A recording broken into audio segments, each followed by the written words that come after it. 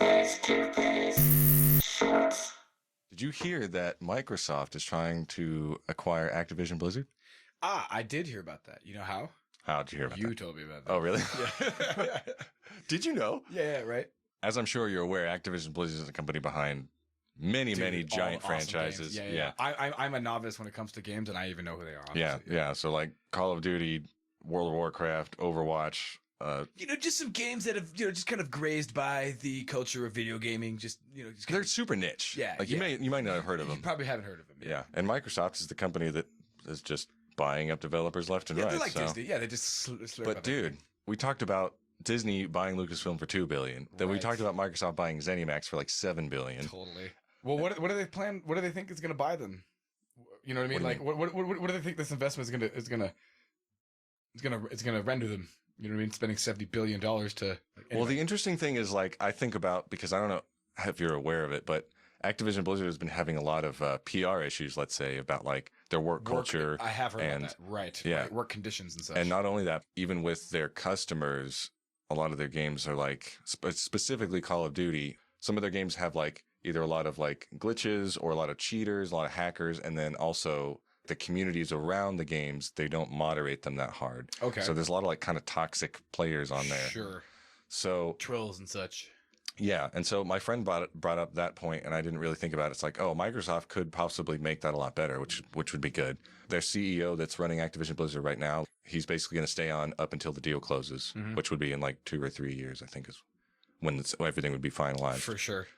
And because these companies are so huge, there's also a question of will regulators actually let it go through, because they're so friggin' huge. Yeah.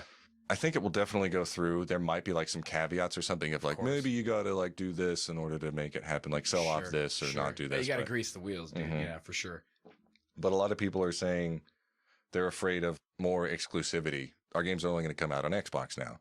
Well, which there's two things about that. Because one, Microsoft also releases a lot of their, since they switched to this new guy, Phil Spencer, that runs the gaming division, they have taken a policy of putting all their games out on PC as well. Oh, okay. Yeah, cross-platform. And Phil Spencer is also very open to the whole crossplay thing, which is nice. Sure. I don't know if they can afford to put all their games just on Xbox because of the amount of money that it rakes in from all the other platforms.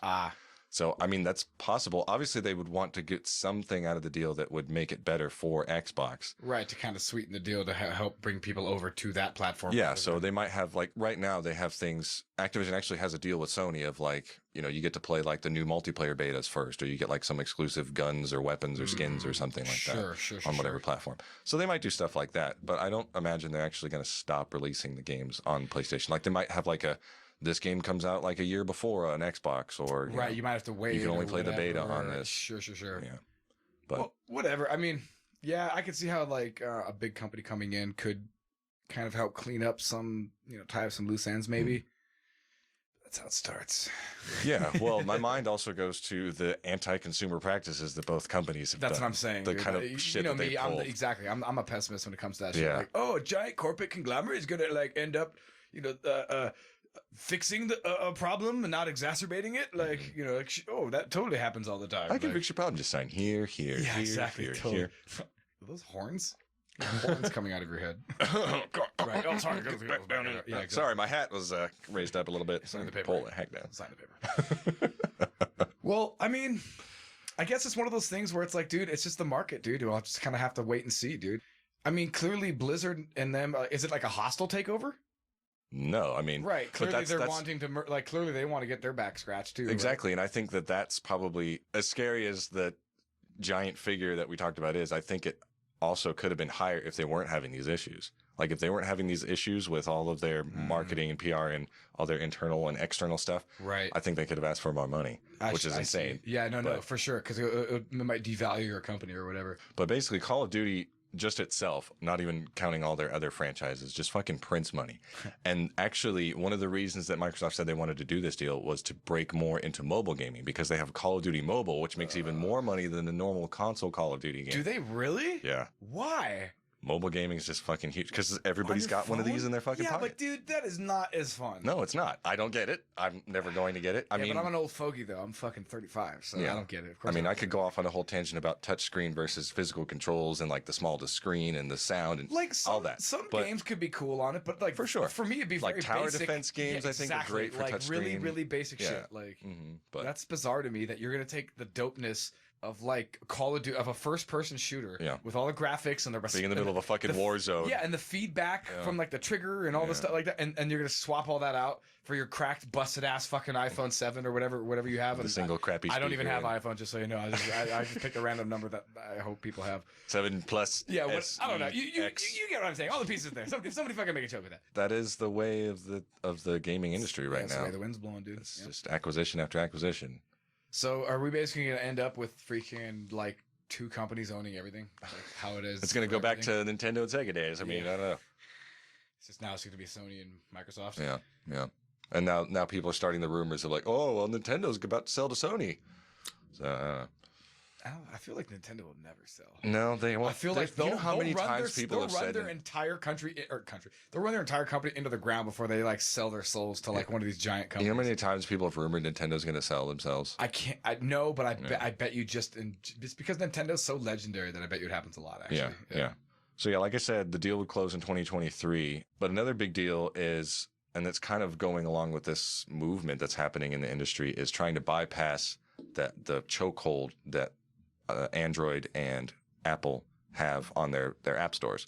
Because they take a giant cut. Okay, that is insanely relevant, dude. Because freaking there's a whole bunch of that's actually also relevant in different spheres of the culture right now as it regards to Twitter and Getter and Gab. Okay. Oh no, Heather's cool. She's cool. She doesn't fucking.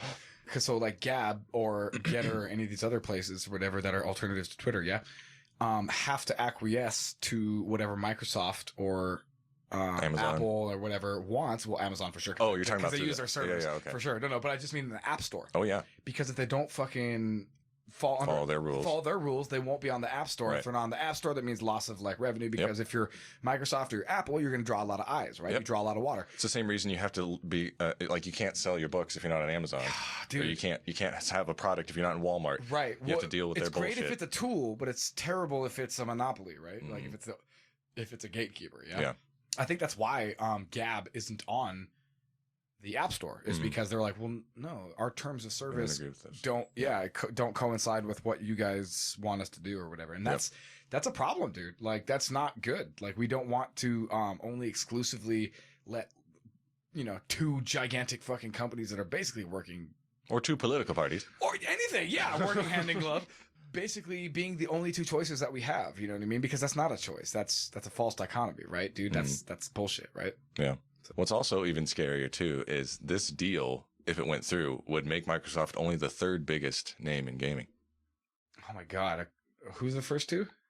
So the first one you probably never heard of, but they own a lot of stuff that you probably have heard of. It's a Chinese company called Tencent. I have not heard of them. Yeah. Yes. And then the second one is Sony, surprisingly. I didn't know that. Okay. Yeah. That is unsurprising to a layman like myself. I mean, they've been in the game longer, so I guess that makes sense. Yeah, exactly. That's kind of what my thinking was too. So after this merger, they would be the 3rd biggest. They would be the 3rd biggest. And I'm wondering what after they spend $70 billion, they'll be the fucking 3rd biggest. That's like Bloomberg buying his way into the presidential nomination. You're like, bro, nobody wants you in here. It's like, yeah, but I got money. You're like, fuck, he's right. All right, come on in, fucking.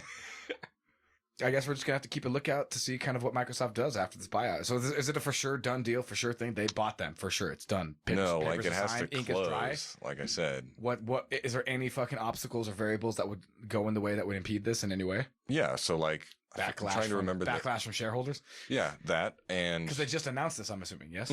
Okay. Like what seems to be the reception? Is it too early to tell? Depends on who you ask. I mean, basically, of course, but like if you had to just lick your finger. And yeah, stick if I had to put a single line on it, it's basically like investors are like, yay, and gamers are like, boo. Sure, because investors like the name recognition of Microsoft and the company that's obviously managed well enough to make a fat profit. Yeah. But then, of course, the gamers, I imagine, are looking at the kind of like logistical section of it and going like, well, yeah, but how are your practices going to be any different? And like, what does that mean for the games and like blah, blah, blah, blah. Yeah. So Damn, that's unstable territory. Yeah. I don't want to turn this into a just shitting on Microsoft party because Phil Spencer has been doing a really good job since he's taken over. But this whole thing in general just scares me. Sure. So anytime a big company gobbles something else up and gets kind of bigger, dude, you should at least, take notice. Yeah. As we're recording this episode, Sony has purchased Bungie. Ah, that's right. Which are the makers continuing their mission of gobbling up everything. Relevant. Yes, exactly. Nowhere is safe. Totally. Yeah, so Bungie makes... Well, right now they're known for making Destiny, but... Halo. Come on. They're the creators of Halo, yes. Excuse me. Yes. That game you might have heard of, revolutionary fucking game that completely changed up the first-person shooter genre. Yeah. Exactly. No big deal. So, what does this mean, though, Marcus? What does it mean? Because Microsoft already owns 343 Studios, which is the company that right, now because Microsoft owns the rights to Halo. Correct, because after the third Halo, I want to say, Bungie doesn't have anything Reach. to do. Yeah. Oh, gotcha. So I guess 1, 2, and 3, and then Reach. Yeah. Okay, my bad, sir. Yeah.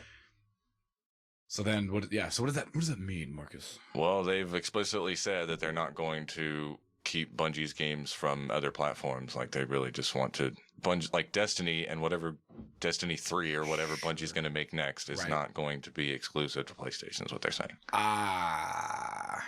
And there's probably another one. They come in threes, right? So of course. Yeah. Next, somebody's going to buy up EA or something next. Like, what the fuck's going to happen? Yeah, totally. Nintendo buys EA and surprise merger.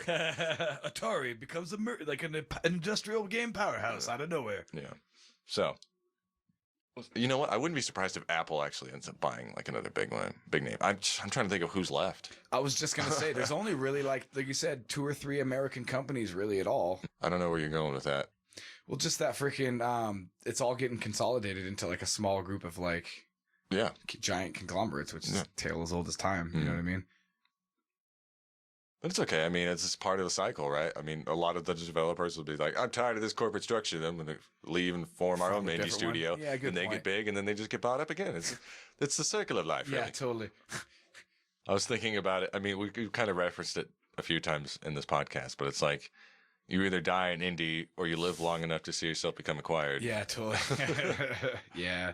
It kind of comes with a price of like, being funded, obviously, by the people that have the capability to get your shit off the ground. Yeah, well, I mean, that's kind of how it is. Like, it depends on the companies, like Insomniac for the longest time, they actually were bought by Sony like last year or the year before, but they were kind of an independent company. They worked closely with Sony, so they did a lot of the games that like Sony owned the licenses to. So like other Sony studios or third-party studios would make other games in that universe, but then Insomniac was free. Like, they actually made a game exclusively for Microsoft called Sunset Overdrive.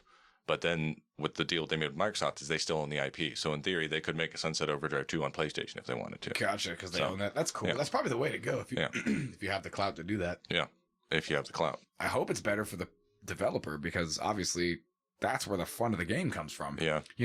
As long as you have a good game, I don't care if these big corporate guys who kind of provided the logistical structure work for it to happen or whatever get paid. Yeah. That's fine. Market the fuck out of it. Well, what I mean? Yeah. Like, squeeze it. That's fine. Like, just make a good thing, though. Like, yeah, exactly. I mean, as far as I can tell, people seem to like working for Sony directly. I mean, minus like, I've heard they've had way like countries less about like crunch and stuff, but like they've been trying to get better at that. Well, every company does that, though. Exactly. Yeah. So I've heard way less from Sony than I have from like Microsoft or Apple, obviously. Yeah. Now, obviously, those companies are way bigger. Yeah. It's either that or Sony just has like an iron fist of crunching down. Like, if you say anything, I'm just going to ring you. Swear to God. Yeah, totally. Right, totally. We have a little organization here, but we keep it tight ship. Yeah. Do you enjoy the show and want to help it grow? Don't hesitate. Like, share, and donate. Jaws getting eaten by Big Jaws. And then they have to team up against fucking Jaws to defeat Big Jaws. That's cool. How's your levels? Levels good? I can turn you up. No, can you turn me on? Because, I think I sound terrible, actually. This is the sound of a man who's had about 2 hours of sleep. Yeah, baby. At the end of his pitiful rope. Who did this to you? A madman, Your Honor. A desperate man with pitiful man at the end of his pitiful rope. What do you look like? I don't know, about 6'3", big teeth, kind of gangly. He like pulls his like lips over his like teeth, like hide his fucking shit. Can you continue? Yes. He's like, oh, I admire your spirit or whatever. He's like, God damn it. Or when he's like, Your Honor, I demand a short bathroom break. And he's like, oh, man, can it wait? He's like, yes, it can. But I heard that if you do, that it can cause, like, irreparable fucking damage to the bladder. It can cause you to never even become aroused. Is that true? It has to be. Oh, in that case, I'll fucking take a break, too, myself. The judge is like, oh, shit, I ain't gonna let that happen to me. You comfortable there? Classic. Yeah. Okay. Yes, I am. Cool.